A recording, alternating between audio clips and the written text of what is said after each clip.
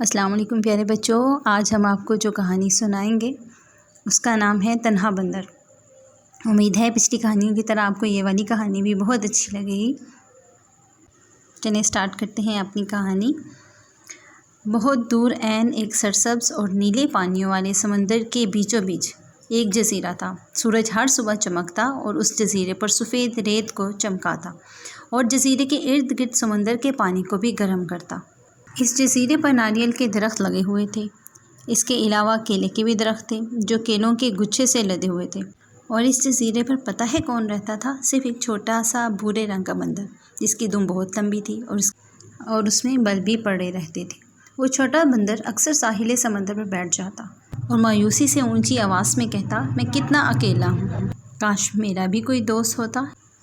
ایک دن وہ یوں ہی بیٹھا ہوا تھا کہ ایک بڑی سی رنگ برنگی مچھلی نے پانی میں اپنا سر باہر نکالا اور اس سے کہنے لگی، آؤ میرے پیچھے تیر کر آؤ، میں تمہیں ایک ایسے جزیرے پر لے چلتی ہوں جہاں تمہاری طرح کے بہت سے بندر موجود ہیں، ان کی دمیں بھی تمہاری طرح کی ہیں۔ بندر افسردگی سے بولا، لیکن مجھے تو تیرنا نہیں آتا پیاری مچھلی، کیا تم مجھے تیرنا سکھا دو گی؟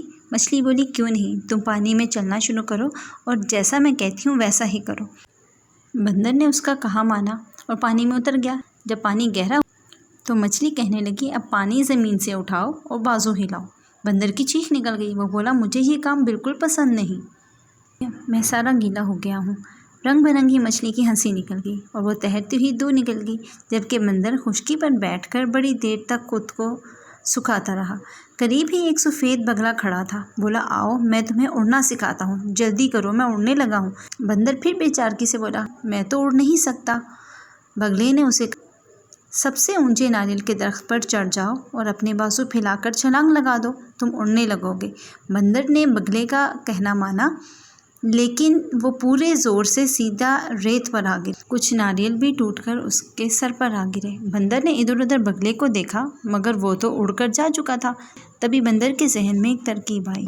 وہ چھلانگ لگا کر خوشی سے اٹھا اور کہنے لگا، میں ناریل اور کیلے کے درخت کاٹوں گا اور ان سے کشتی بناؤں گا۔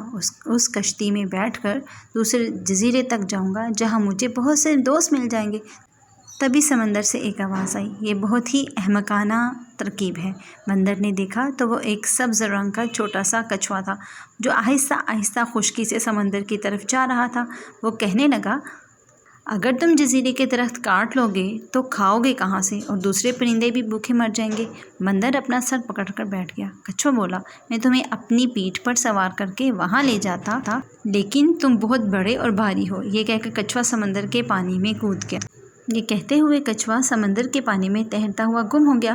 بندر اس کے جانے کے بعد پھر اکیلا رہ گیا۔ وہ اتنا اداس تھا کہ رونے لگا۔ پھر اچانک سمندر سے ایک بہت بڑا کچھوا نکلا، اس کا رنگ بھی سبز تھا۔ وہ آہستہ آہستہ چھوٹے بندر کے پاس آیا اور اسے کہنے لگا، آنسو پونچھ لو اور میری پیٹھ پر بیٹھ کر مضبوطی سے مجھے پکڑ لو، اب تم کبھی اکیلے نہیں رہو گے، میں تمہیں دوسرے جزیرے تک لے چلتا ہوں۔ کچھوے کا خول اتنا بڑا اور سخت تھا کہ بندر کو اندازہ ہو گیا تھا کہ وہ مضبوط رہے گا۔ پھر اس نے کچھوے کی کمر پر بیٹھ کر سمندر میں جھانکا تو اس نے دیکھا کہ چھوٹا سبز کچھوا بھی اس کے ساتھ تیر رہا ہے۔ ننھا کچھوا بولا، مجھے علم تھا کہ میں تمہارا بوجھ نہیں اٹھا سکتا، اس لیے میں نے دادا جان سے کہا کہ وہ تمہاری مدد کریں، وہ بہت عقل مند اور نیک دل ہیں۔ چھوٹے بندر نے مسکرا کر کہا، تم بھی بہت اچھے ہو، تمہاری مہربانی کا شکریہ، اب میں کبھی اکیلا نہیں رہوں گا۔ پیارے بچوں، کیسی لگی آپ کو کہانی؟ مجھے پوری امید ہے کہ آپ کو آج کی کہانی بھی بہت اچھی لگی ہوگی۔ جی پیارے بچوں، اس کہانی سے ہمیں یہ سبق ملتا ہے کہ ہمیں دوسروں کی بے بسی کا مذاق اڑانے کی بجائے ان کی مدد کرنی چاہیے۔ کمنٹ کر کے ضرور بتائیے گا اور ہمارے چینل کو سبسکرائب کریں، اور اگلی کہانی تک کے لیے اللہ حافظ۔